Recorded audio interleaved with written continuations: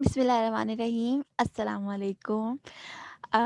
हम organisation and management के बारे में बात कर रहे हैं पैथोलॉजी सर्विसेज की, और हमारा ये थर्ड लेक्चर है। इसमें हम बात करने वाले हैं स्टोरेज ऑफ लैब रिएजेंट्स के बारे में। और इसमें हम बात कर लेते हैं कि रिएजेंट क्या होता है।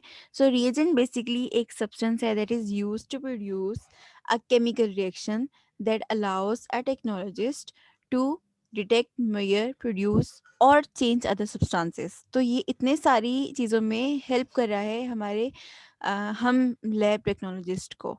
ठीक है। सो इसका यूज़ क्या है? Some reagents are use daily और in large quantity, and some are used in less quantity. Difficult to predict the frequency of use. हम ये नहीं बता सकते प्रॉपर कि हमें एग्जैक्ट कितना रिएजेंट चाहिए, लेकिन हमारे पास हर वक्त लैब में रिएजेंट्स मौजूद होने चाहिए। ठीक है। सो स्टोरेज के बारे में अब हम बात कर लेते हैं। हमारा जो मेन टॉपिक है, अगर हम इम्प्रॉपर स्टोरेज करते हैं तो उसकी वजह से हमारा जो रिएजेंट है वो वेस्ट हो सकता है, या उससे हैज़र्ड्स हो सकते हैं लाइक फायर। वो किस तरह से, अभी हम उसके बारे में बात कर लेते हैं। Many lab reagents require specific storage condition. ठीक है। अब वो जो स्टोरेज कंडीशन है वो डिफरेंट डिफरेंट हो सकती हैं, और उसके मुताबिक हमारे पास स्टोरेज की टाइप्स भी डिफरेंट डिफरेंट हैं। तो सबसे पहले है हमारे पास cold storage, then dark storage, then safety cupboards हमें चाहिए होंगी कुछ ख़ास रीजन्स के लिए। कुछ इन्फ्लेमेबल्स होते हैं तो हमारे पास उसका बंदोबस्त होना चाहिए। कुछ एसिड्स होते हैं या क्रोसिव्स भी होते हैं हमारे पास, और अरेंजमेंट्स हमें रिक्वायर्ड हैं रिएजेंट्स को स्टोर करने के लिए।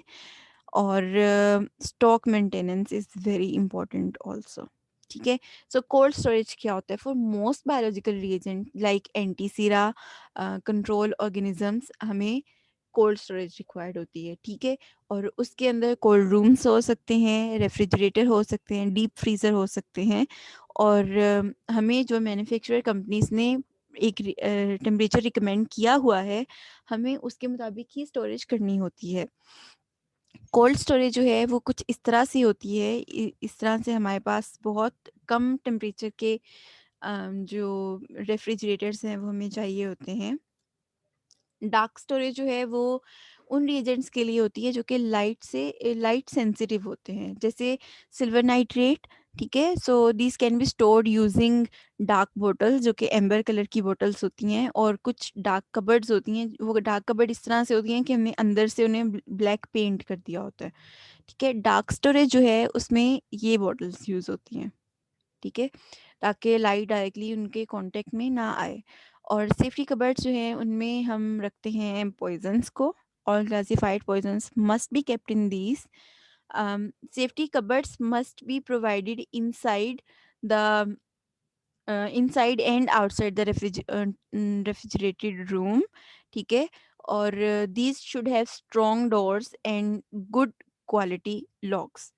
फॉर ऑब्वियस रीज़न हमें पता है कि स्ट्रॉन्ग डोर्स क्यों चाहिए, हमें अच्छी क्वालिटी के लॉक्स क्यों चाहिए, क्योंकि अंदर पॉइजन्स पड़े हुए हैं, so they are very dangerous. The stock record must be pasted और tied to the container. Keys should be deposited to a responsible person, जैसे कि आप हो। नहीं, जो बिल्कुल एक रिस्पॉन्सिबल मेच्योर पर्सन हो, आपको उसे कीज देनी चाहिए। Who should issue to require the required quantity when needed. ठीक है।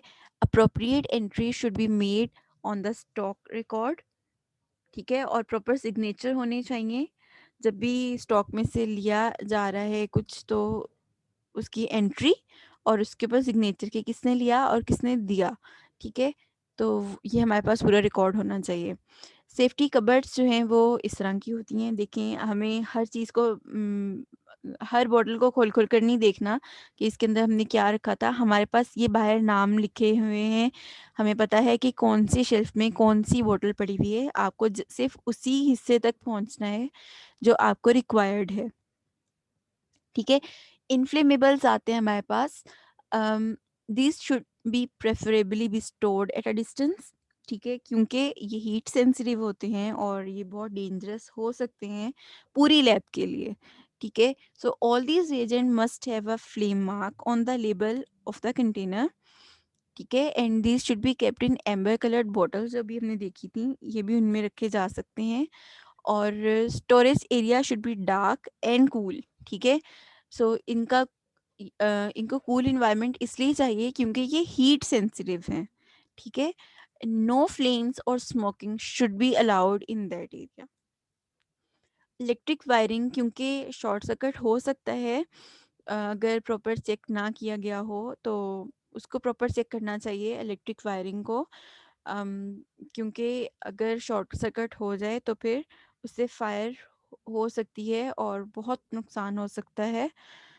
इनफ्लेमेबल स्टोरेज जो है वो कुछ इस तरह की होती है, देखें बाहर यहाँ पर फ्लेमेबल का वो भी लगा हुआ है, साइन भी है, और इनको प्रॉपर लॉक लगाया गया है ताकि किसी भी किस्म के ख़तरे से महफूज रहा जा सके।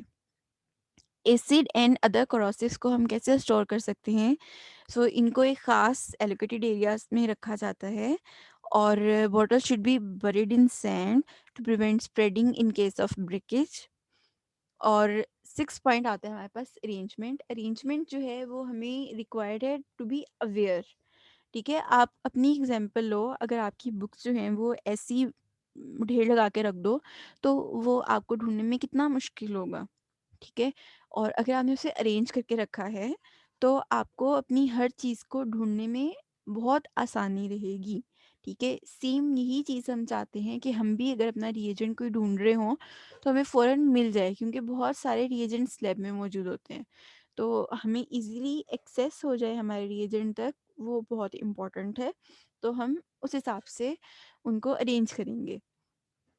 All stores should be maintained in some order for easy access, ठीक है। हमारी जो स्टोरेज है उसको एक ख़ास ऑर्डर में रखना ज़रूरी है।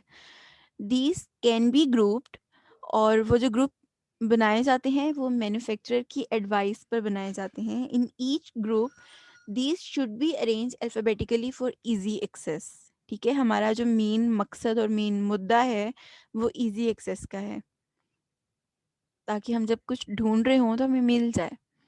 अब यहाँ पर ये एक मैंने डायग्राम ली थी और पिक्चर ली थी, और इसके अंदर आपने सिर्फ वही देखना है अभी जो मैं बोलूँगी।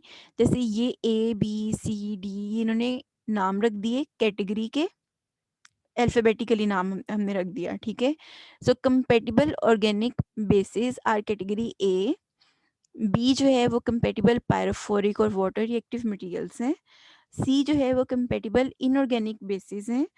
डी जो है वो कंपैटिबल ऑर्गेनिक एसिड्स हैं। कंपैटिबल ऑक्सीडाइजर इंक्लूडिंग peroxides ये ई में आ रहे हैं। Compatible in organic acids not including oxidizers of combustibles ये एफ में आ रहे हैं। इसी तरह से G, J, K, L और X ये हमारे पास आ गई डिफरेंट कैटेगरीज, ठीक है, जो कि ग्रुप्स होंगे, ठीक है। ये हमारे पास बन गए। इनको हम डिफरेंट तरह से सेट्स बनाकर एक ग्रुप बना लेंगे, ठीक है। ये स्टोरेज ग्रुप्स हैं हमारे पास, जब हम बात अभी कर रहे हैं वो स्टोरेज ग्रुप की बात कर रहे हैं। अब देखो यहाँ पे इन्होंने शेल्फ 1 पे कहा हुआ है कि A, G और L, A, G और L इस कैटेगरी के जो रिएजेंट्स हैं उनको हम इस शेल्फ पे रख सकते हैं, और D, G, L इनको हम एक शेल्फ पे रख सकते हैं। C, G, E को हम एक शेल्फ पे रख सकते हैं, और F, G, E ये कंपेटिबल हैं तो हम इनको एक उस पे रख सकते हैं। जो एक्स वाले रिएजेंट्स हैं वो सारे आइसोलेटेड हैं फ्रॉम ऑल अदर केमिकल्स। ये वाले जो रिएजेंट्स हैं इनको हमने सारे रिएजेंट से अलग रखना है, ठीक है। और बी जो है isolated from all other chemicals, इनको भी हमने अलग करके ही रखना है। सो एक्स और बी को हमने अलग रखा। ये जो है वो अगर एक शेल्फ पे हम रखें तो कोई मसला नहीं है, हम उन्हें इस तरह से रख सकते हैं। सो ये हमारे पास एक अरेंजमेंट हो जाती है, उनमें भी अल्फ़ाबेटिकल अरेंजमेंट आ जाएगी, तो हमारे लिए जो एक्सेस होगी वो बहुत इजी हो जाएगी। यहाँ पे ज़रा आप पॉज लगाओ और इसको एक दफ़ा से देख लो कि ये क्या क्या लिखा हुआ है इसके अंदर। अच्छा जी, अब आगे स्टॉक मेंटेनेंस के बारे में बात। सो प्रॉपर स्टॉक रजिस्टर हमें हमारे लिए बहुत ज़रूरी है उसे मेंटेन रखना, ठीक है।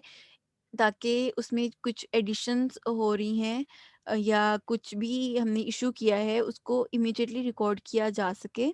और इमीडिएटली रिकॉर्ड करना बहुत ज़रूरी है ताकि हमारे पास अप टू डेट हर वक्त का एक रिकॉर्ड मौजूद हो। ठीक है, आज का काम कल पर मत डालिए, बचपन में पढ़ते हुए आए हो ना, तो उसको यहाँ पर इम्प्लीमेंट करना है। और each bottle of any reagent in use must have card tied to it showing the balance quantity in the bottle. Stock maintenance register जो है वो कुछ इस तरह से होना चाहिए। ये अब इसमें हमारे पास सीरियल नंबर होगा, डेट होगी, रिएजेंट नेम होगा, किस लिए रिक्वायर्ड था, उसका रेफरेंस नंबर और कितनी क्वांटिटी इशू की गई, किसने क्वांटिटी इशू की और रिमार्क्स क्या लिखे गए उसके बारे में। सो ये सारी जो चीज़ें हैं वो रिकॉर्ड रखना एक बहुत बहुत ज़रूरी काम है और वो इमीडिएट करना सबसे ज़्यादा ज़रूरी काम है। Organisation and management of pathology services में हमारे पास जो लैब रिएजेंट स्टोरेज का हमारा लेक्चर है उसके अंदर हमने क्या-क्या बात की है अभी तक।